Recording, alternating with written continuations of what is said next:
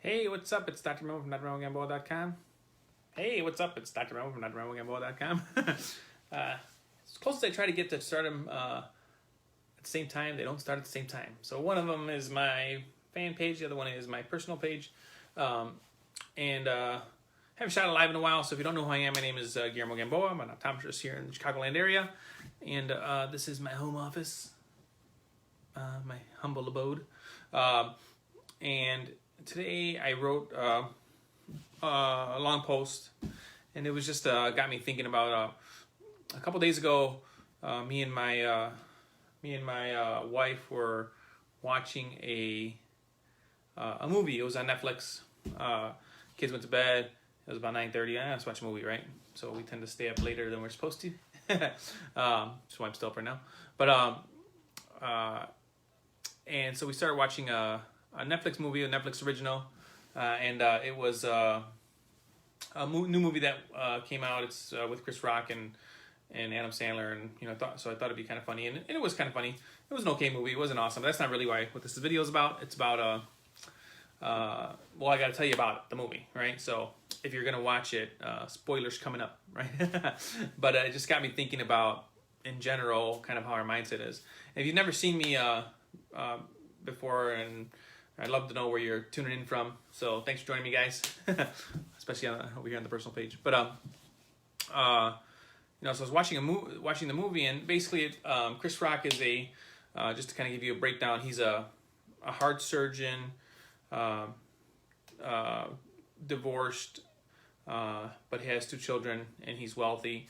Adam Sandler is a working class gentleman with a real nice family, and he's planning a wedding for his daughter. The daughter's marrying Chris Rock's son, who's a very good kid. And so basically, Adam Sandler, his tradition is trying to pay for the wedding, and it's he's not wealthy by any stretch of the imagination in the movie, right? And he's scraping by trying to pay for this wedding, trying to make it great for his daughter, right? And she's appreciative. She's a good kid, and the future son-in-law is appreciative as well. He's a good kid. So as time goes on, the wealthy surgeon, he wants to help, but Adam Sandler refuses, right? And so of course, as you can probably predict, whatever can go wrong goes wrong, right? And some funny stuff happens. But throughout the movie, there is each person, those are the main characters, right, goes through some kind of like self-discovery, right? And Adam Sandler, the father of the bride, he goes through the discovery of, he kind of was being a little selfish because he wanted to do this thing for his daughter. He wanted to be the one to do it. And it kind of, in the end, happy ending, right? But it turned out not a dream wedding, right?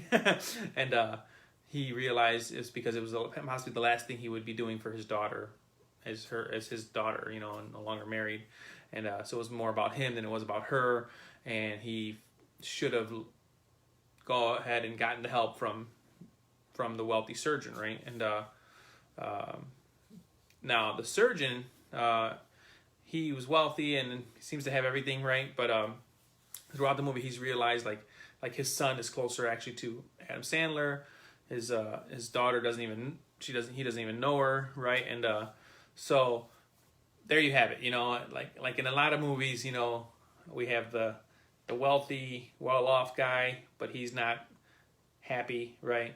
Then we have the not-so-wealthy guy, but he's happy because he's got a family and everything. And, yes, they struggle, but they got each other, right? And which is awesome. That's good. But my question all the time is, because it gets pounded into you. It gets pounded into you all the time, right? That kind of, if you want to be wealthy, you have to sacrifice these other things.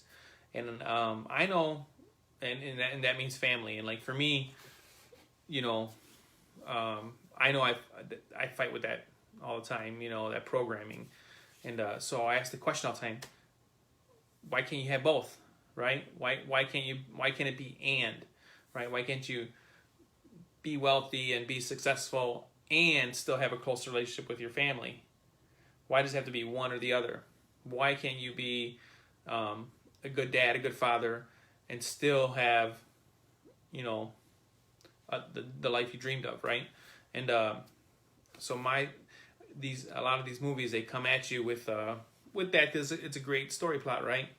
But you know, I think Ray Higdon also points out Titanic, how, you know, everybody, you know, down below is happy, you know, they're poor, but they're happy dancing and having fun, you know, and everybody upstairs is like, we're boring, yeah.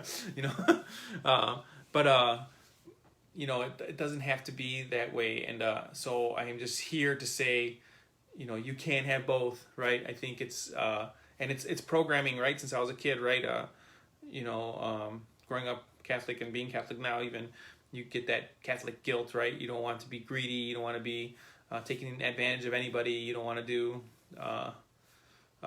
you don't want to be doing things that are looked at as if you are being selfish, and really, to lack of a better word, right? So, but you have to try to fight that programming off, right? Because if the truth is, money's not going to make you greedy. Money's not going to make you an evil or bad person. Money's not going to make you do bad things.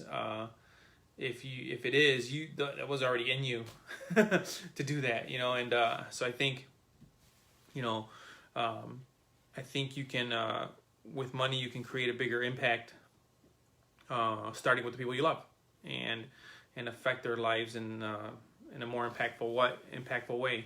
And yeah, you can do those things without the cash, right? Without money, you can, you know, affect a lot of people. But I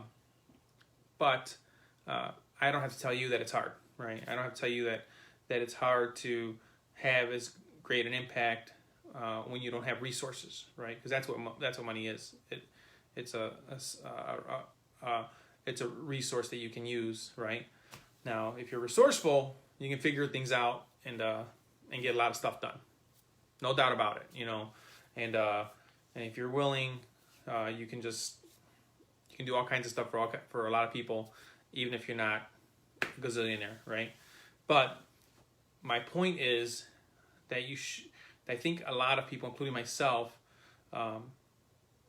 they fear success, right? Even though they don't say it directly. I don't feel like I fear it, but I am constantly reminding myself that it's okay to try to do these things, right? It's okay to try to get better. It's okay to try to find something on the side to make extra money. It's okay. You don't have to feel guilty about it. And so I want to tell you, it's okay.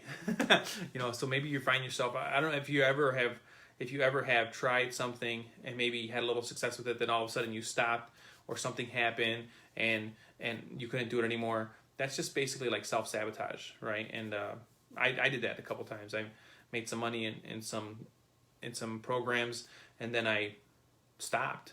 I don't even know why. So I just did. I just like went on to another thing, and even though I had not, I had not like totally taken advantage of the full potential of the thing I was in. So, and I think that's like an unconscious or subconscious, I don't know, I'm not a psychologist, way of self-sabotaging. So I just want to say that, don't be afraid to be successful, whatever that is for you. I mean, that might be making, $5,000 a month. That might be making $20,000 a month. That might not be anything about money at all, but it might be about having more time. So, my point is, you shouldn't feel guilty, right? And you should have try to have that relationship with your journey here, that it's okay. Everything you're doing is okay, and even if you're a person of faith, which I am, God knows that you're of integrity. God knows He wants you to live in abundance, right?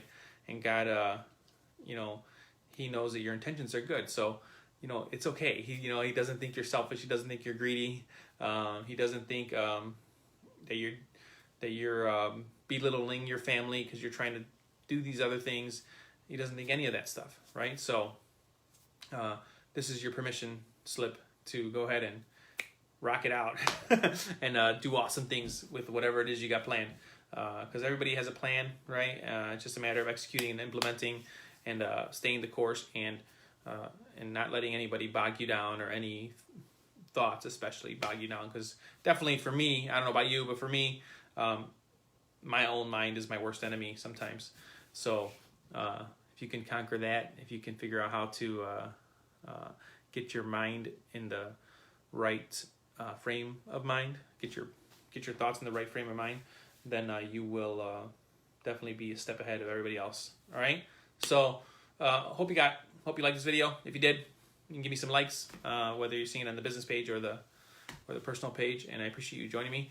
And again, this is Dr. Memo from drmemogamboa.com. And if you haven't liked my fan page and you're on my personal page, just go to Dr. Memo Gamboa and you'll find me. Hit the like button, and I'll see you over there. All right, man. Peace out.